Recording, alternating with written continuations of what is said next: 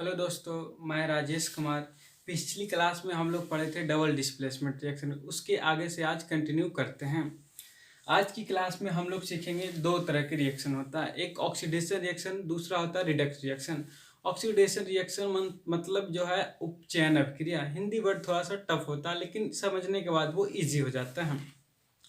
दूसरा होता है रिडक्स रिएक्शन। रिडक्स रिएक्शन मतलब होता है अपचयन अभिक्रिया।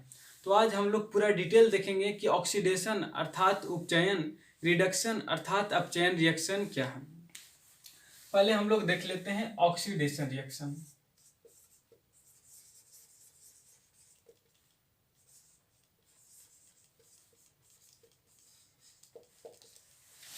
तो लिखने के पहले सबसे पहले हम इसको समझ लेते हैं। ऑक्सीडेशन, ऑक्सीडेशन जो होता है जैसा नाम वैसा काम। सिंपल वे में कह सकते हैं ऑक्सीडेशन मतलब ऑक्सीजन का कॉम्बिनेशन। इसमें दो वर्ड देखेंगे, कॉम्बिनेशन, एडिशन या गेनिंग या रिमूवल। इस तीन टर्म से हम लोग इसको डिफाइन करेंगे कि ऑक्सीडेशन होता क्या है। पहला टर्म हम लोग देखेंगे या तो एडिशन होगा या तो गेनिंग होगा, दूसरा या तो रिमूवल होगा। एडिशन, गेनिंग, रिमूवल, ये तीन टर्म जो होता है ये ऑक्सीडेशन और रिडक्शन रिएक्शन को डिफाइन करेगा। जैसा कि हम लोग लिख चुके हैं ऑक्सीडेशन रिएक्शन, इसी का हिंदी में बोल देते हैं उपचयन।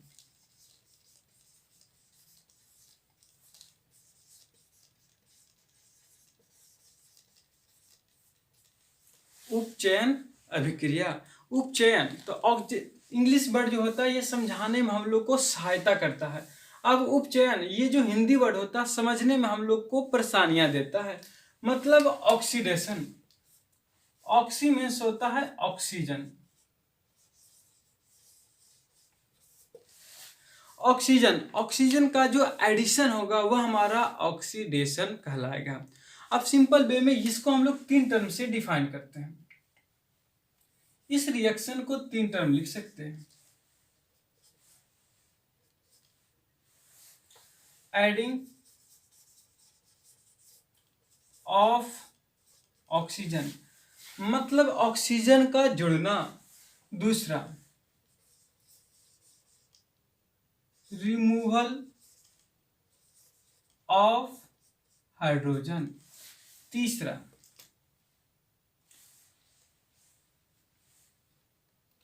पहला एडिंग ऑफ ऑक्सीजन, दूसरा रिमूवल ऑक्सीजन, तीसरा डिफाइन करेंगे हम लोग इलेक्ट्रॉन से। तो अगर हम लोग दो डिफाइन करते हैं तो तीसरा वेरी इजी हो जाता है। इसको भी दो तरह से डिफाइन कर सकते हैं। इलेक्ट्रॉन को हम लोग डिफाइन करेंगे मेटल और नॉन मेटल से। अगर हम लोग मेटल की बात करते हैं, मेटल तो मेटल जो होता है यह हाईली पॉजिटिव एलिमेंट होता है और हाईली पॉजिटिव एलिमेंट जो होता है वो इलेक्ट्रॉन को डोनेट करना प्रीफर समझता है। दूसरा होता है नॉन मेटल,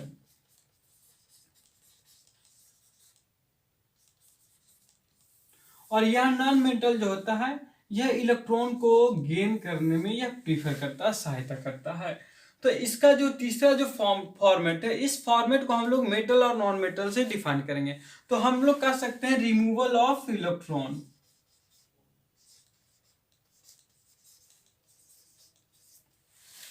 या इसी को हम लोग कह सकते हैं मेटल।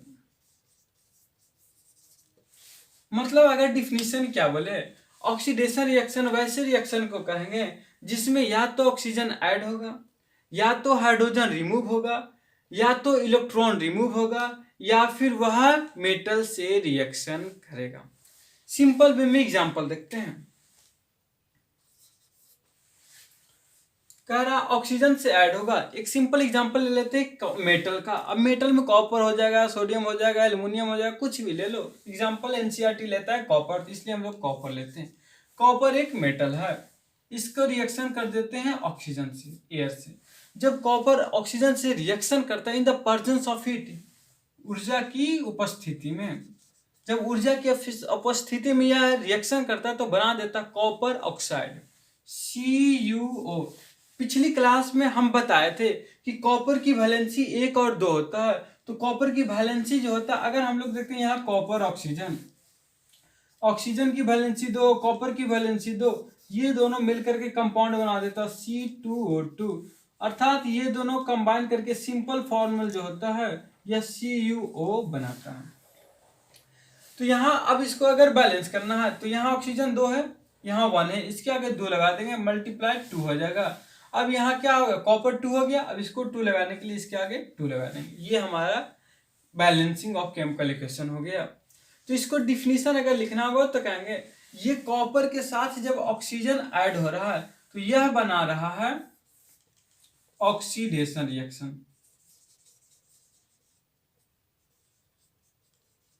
देखो यहाँ मेटल है, मेटल के साथ क्या ऐड हो रहा है, ऑक्सीजन ऐड हो रहा, तो यह जो हो गया ऑक्सीडेशन रिएक्शन, अर्थात उपचयन अभिक्रिया।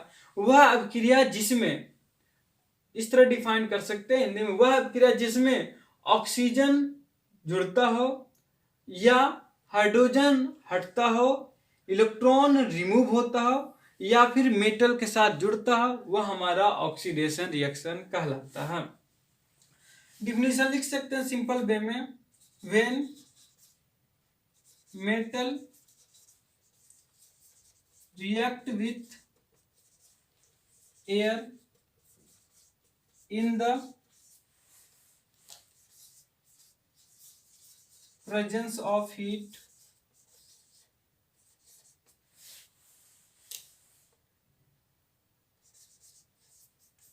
metal oxide is formed, is called oxidation reaction. When the metal react with air, जब मेटल एयर अर्थात ऑक्सीजन से रिएक्शन करता है, प्रेजेंस ऑफ हीट, तो मेटल ऑक्साइड बनता है अर्थात ऑक्सीजन के साथ कंबाइन करता है, तब उसे हम ऑक्सीडेशन रिएक्शन कहते हैं। अब इसको हम लोग दूसरा डिफिनीशन इसका देखेंगे, रिडॉक्स रिएक्शन का एग्जांपल देख लेते हैं डिफाइन के साथ।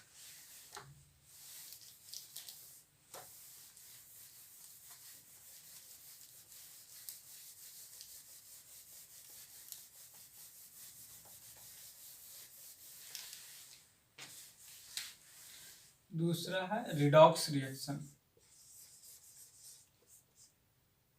सॉरी रिडक्शन, उसके बाद आएगा रिडॉक्स।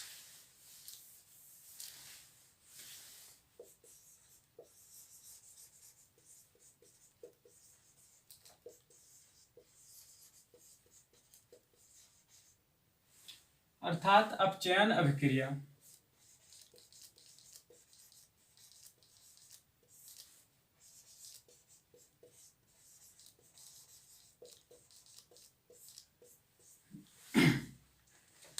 अब हम लोग सीखेंगे रिडॉक्स रिएक्शन, अपचयन अभिक्रिया। तो अपचयन अभिक्रिया को भी सिंपल वे में डिफाइन करेंगे। जिस तरह से हम लोग ऑक्सीडेशन रिएक्शन को डिफाइन किए, उसी तरह से हम लोग रिडक्शन रिएक्शन को भी डिफाइन करेंगे।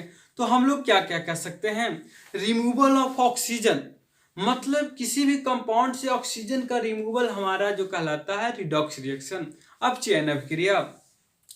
या हम लोग और कह सकते हैं कि किसी भी एलिमेंट से हाइड्रोजन का जुड़ना, किसी भी एलिमेंट में हाइड्रोजन का जुड़ना, इलेक्ट्रॉन का जुड़ना, या फिर वह मेटल जो नॉन मेटल, वह कंपाउंड जो नॉन मेटल से रिएक्शन करता हो, वह रिडक्शन रिएक्शन कहलाता है। एग्जाम्पल के तौर पर अगर हम लोग देखते हैं तो सबसे पहले अभी जो कॉपर ऑक्साइड का देखे थे, उसी कॉपर ऑक्साइड का एग्जाम्पल को हम लोग समझते हैं।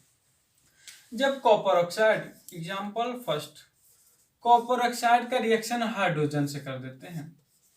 तो अभी बताए थे, अगर इसको देखना है, रिडक्शन मतलब अपन साइंस से समझते हैं, रिमूवल ऑफ ऑक्सीजन, या ये क्या बता रहा है ध्यान से देखो, रिडॉक्स रिएक्शन को डिफाइन कर रहा है, removal of oxygen, addition of hydrogen, addition plus का साइन बता रहा है एडिशन, एडिशन ऑफ हाइड्रोजन, या फिर एडिशन ऑफ हाइड्रोजन, या फिर कहता है एडिशन ऑफ इलेक्ट्रॉन, प्लस का साइन बता रहा है एडिशन ऑफ इलेक्ट्रॉन, या फिर वह नॉन मेटल के साथ रिएक्शन करेगा, या फिर वह नॉन मेटल। अब इसको समझो, उसके बाद बताते हैं। निगेटिव साइन बता रहा है removal of oxygen, plus H2 बता रहा है addition of hydrogen, plus E बता रहा है एडिशन ऑफ इलेक्ट्रॉन, और यह वह नॉन मेटल के साथ रिएक्शन करेगा, तो वह रिडॉक्स रिएक्शन होगा। जैसे कॉपर ऑक्साइड है, मेटल का ऑक्साइड है, हाइड्रोजन है, अब यह रिएक्शन करता है तो यह कंपाउंड कॉपर और वाटर बना लेता है। अब यहां से देखो, इस कॉपर ऑक्साइड में जो ऑक्सीजन है वह किसके साथ जुड़ रहा है? हाइड्रोजन के साथ, और बन रहा है वाटर। मतलब यहाँ क्या कर रहा? हाइड्रोजन का जुड़ना। या देखो, इस मेटल एलिमेंट के साथ, ये एलिमेंट के साथ क्या कर रहा है? हाइड्रोजन जुड़ रहा है।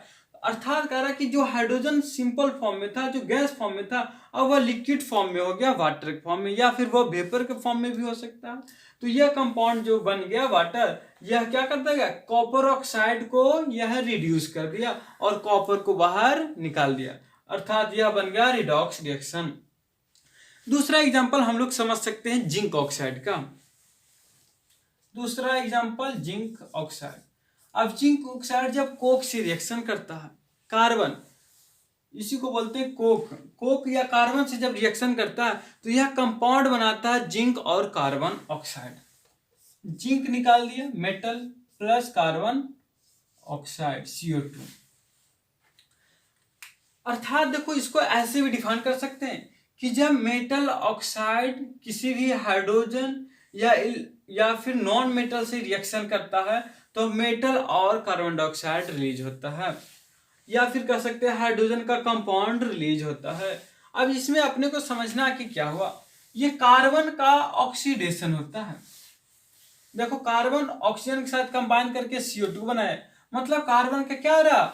ऑक्सीडेशन। और जिंक ऑक्साइड का क्या हो रहा है? रिडक्शन। इसका रिडक्शन हो रहा है, मतलब यह ऑक्सीडाइज हो रहा है, ऑक्सीजन के साथ कंबाइन कर रहा है, ये रिड्यूस हो रहा है, अर्थात यह क्या हो रहा है? Reduction.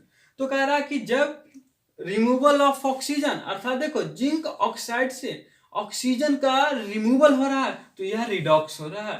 Carbon compound, carbon element में ऑक्सीजन का एडिशन हो रहा है, अर्थात कार्बन क्या हो रहा है?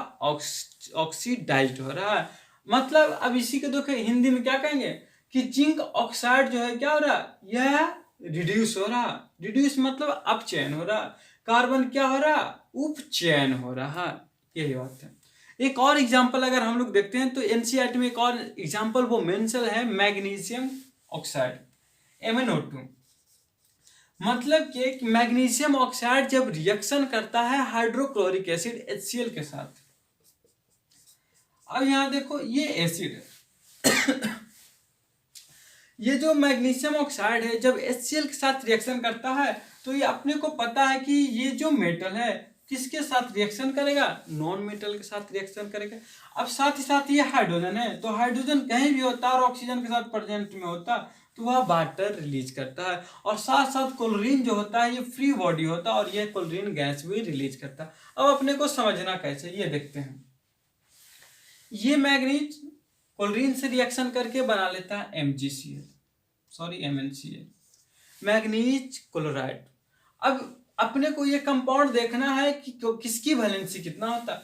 तो अगर मैग्नीज की बात करते हैं और क्लोरीन की बात करते हैं तो इसकी वैलेंसी होता है 1 और इसकी वैलेंसी होता है 2। जब एक्सचेंज करते हैं तो बना देता है MnCl2, अर्थात यहाँ इसकी कंपाउंड ये बन जाएगा। ऐसे ये कंपाउंड जो बनता है ये 9th क्लास में सिखाया जाता है, या फिर इसको हम लोग पीरियोडिक टेबल में भी अच्छी तरह से सीखते हैं और हम भी इसको अच्छी तरह से सिखाएंगे। प्लस अब यहाँ क्या बन जाएगा? H2O, वाटर भी रिलीज हो जाएगा, और एक और कंपाउंड बन जाएगा ये फ्री बॉडी वाले क्लोरीन गैस Cl2, ये क्लोरीन। अब इसको अगर बैलेंस करना है तो हम लोग यहाँ भी बैलेंस कर सकते थे। ऑक्सीजन 2 है, यहाँ 1, इसके आगे 2 लगा देते हैं। जिंक 2 हो गया, इसके आगे 2 लगा देते हैं, ये बैलेंस हो गया। सिमिलरली इसको भी हम लोग बैलेंस कर सकते हैं। हाइड्रोजन कितना है? 2, यहाँ पे कितना है? 4, इसके आगे 2 लगा दो, 2। अब क्लोरीन यहाँ कितना है? 2, 2, 4, यहाँ क्लोरीन कितना हो गया? 4, हाइड्रोजन 4, ऑक्सीजन 2, मैग्नीज 1, ये अब बैलेंस हो गया। तो मतलब टाइप ऑफ रिएक्शन, जितने भी रिएक्शन थे इतना ही टाइप ऑफ रिएक्शन यहाँ कंप्लीट होता है। इसके बाद 2 टॉपिक और हम लोग सीखेंगे। एक तो हम लोग सीखेंगे रेंसिडिटी और दूसरा हम लोग सीखेंगे कोरोजन। हिंदी में उसी को बोलते हैं कोरोजन, मतलब होता है संक्षारण, जंग लगना, और दूसरा रेंसिडिटी मतलब होता है विकृत गंधिता। अब उसको थोड़ा एक्सप्लेन करके हम लोग समझते हैं।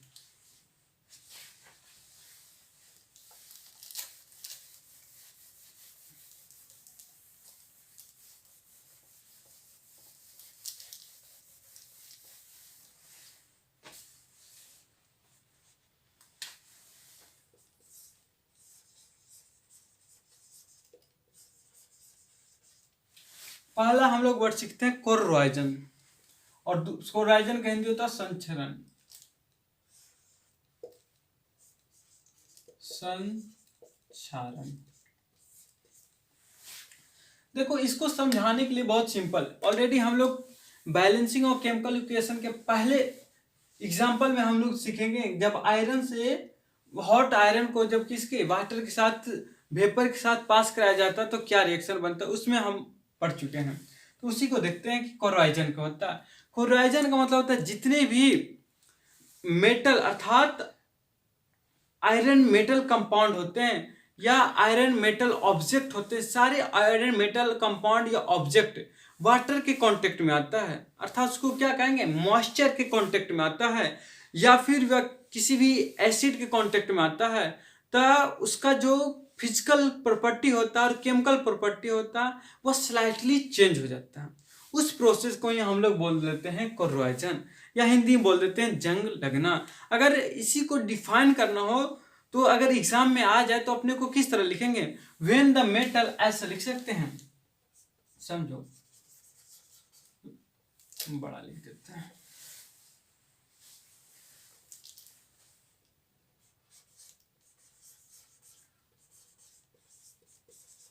इसी को लिखेंगे, देखो when metal contact with acid या वाटर, व्हेन मेटल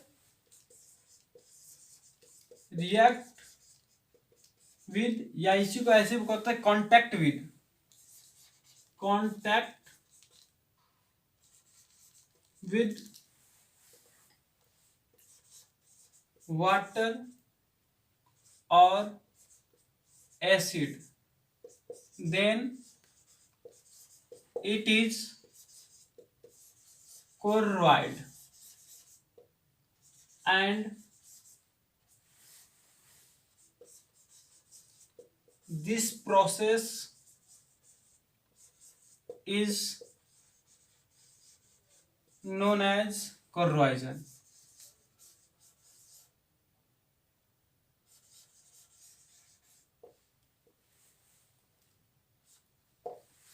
देखो इसको समझते हैं, व्हेन मेटल रिएक्ट विथ या कांटेक्ट विथ वाटर और एसिड, जब मेटल एसिड और वाटर के साथ कांटेक्ट करता है देन इट इज कोरोइड, तो वह संक्षरण होता है, and this process is known as corrosion, और इसी प्रक्रिया को हम लोग बोल देते हैं कोर्रोजन, संक्षारण। सिंपल इतना ही लिखना, अपने को ज्यादा नहीं समझना। अब दूसरा आता है रैंसिडिटी, हिंदी में बोलते हैं विकृत गंधिता। दूसरा क्या है, रैंसिडिटी, विकृत गंधिता। अब थोड़ा सा हम लोग देख लेते हैं विकृत गंधिता। अब विकृत गंधिता रैंसिडिटी हम लोग क्यों पढ़ते हैं, एक्चुअली हम लोग डेली लाइफ में इस प्रोसेस को फील करते हैं, इसलिए इस टॉपिक को हम लोग को पढ़ाया जाता है। हम लोग कुरकुरे खाते हैं, बिस्किट खाते हैं, बहुत सारे पैकिंग वाले ऑब्जेक्ट को खाते हैं, तो उस सारे ऑब्जेक्ट में क्या होता है, सारे जो खाने वाले फूड मटेरियल होते हैं उन फूड मटेरियल में यह रैंसिडिटी प्रोसेस फॉलो होता है। जो पैकेट हम लोग यूज करते हैं कुरकुरे का, उस कुरकुरे पैकेट के अंदर जो हवा होती है वह हवा नाइट्रोजन गैस होती है। अब समझेंगे भैया नाइट्रोजन गैस करता क्या है, आखिर वह नाइट्रोजन गैस हम लोगों के लिए बेनिफिट है या हार्मफुल है, आखिर उसमें क्यों उसमें डाला जाता है, आखिर उसकी क्या उसका यूजफुल है। तो देख, अगर हम लोग की बॉडी में नाइट्रोजन की अमाउंट ज्यादा हो जाए या कम हो जाए तो हमारे हेल्थ के लिए अनफिट होता है, मतलब सुरक्षादायक नहीं होता है। अगर उसकी अमाउंट मेंटेन रहे तो हम फिट रहते हैं। ठीक उसी प्रकार से जो फूड पार्टिकल होता है उसके लिए भी यह मेंटेन होता है कि फूड पार्टिकल को सेफ्टी रखने के लिए उसी को साइंटिफिकली वर्ड बोलते हैं प्रिवेंट ऑफ ऑक्सीडेशन। मतलब क्या कर रहा है कि उपचयन से बचाने के लिए हम लोग रैंसिडिटी प्रोसेस को यूज करते हैं, अर्थात नाइट्रोजन गैस को यूज करते हैं। सपोज मान लेते ये हमारा कुरकुरे का पैकेट है और ये पैकेट जो होता है ये स्लाइटली स्वेलन होता है, फुला फुला होता है। इसमें छोटे छोटे कुरकुरे हैं या चिप्स है।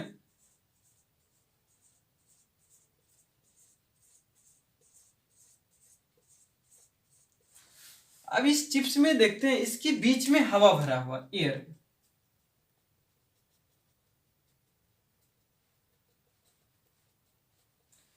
यह है एयर, सॉरी, ये जो कलर है ये है एयर।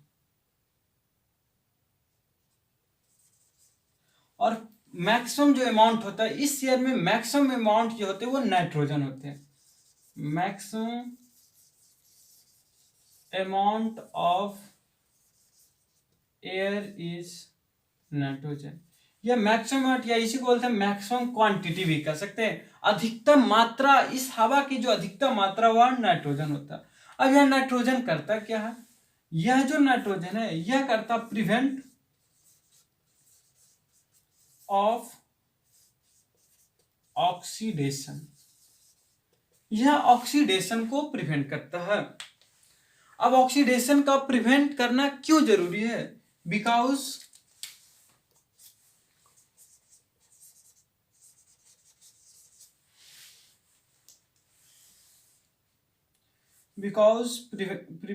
prevent of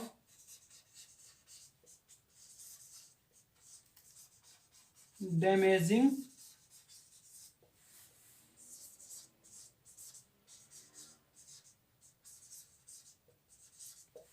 इसको समझते हैं।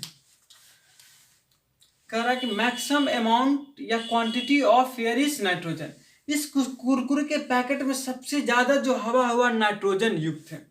अब यह नाइट्रोजन युक्त हवा जो क्या करता है, यह जो यहाँ पे जो यहाँ अगर हम लोग देखते हैं कि ये जो कुरकुरे है अंदर जो ये चिप्स है, इस कुरकुरे चिप्स को यह हवा जो होता है यह प्रिवेंट करता है, किससे, ऑक्सीडेशन से, उपचयन होने से रोकता है। अब कह रहा भैया उपचयन होने से क्यों रोकना है, क्योंकि because prevent of damaging of food material, मतलब इस चिप्स को खराब होने से बचाने के लिए हम लोग इसको क्या कर देते हैं, नाइट्रोजन फिलअप कर देते हैं ताकि यह सेफ्टी रहे।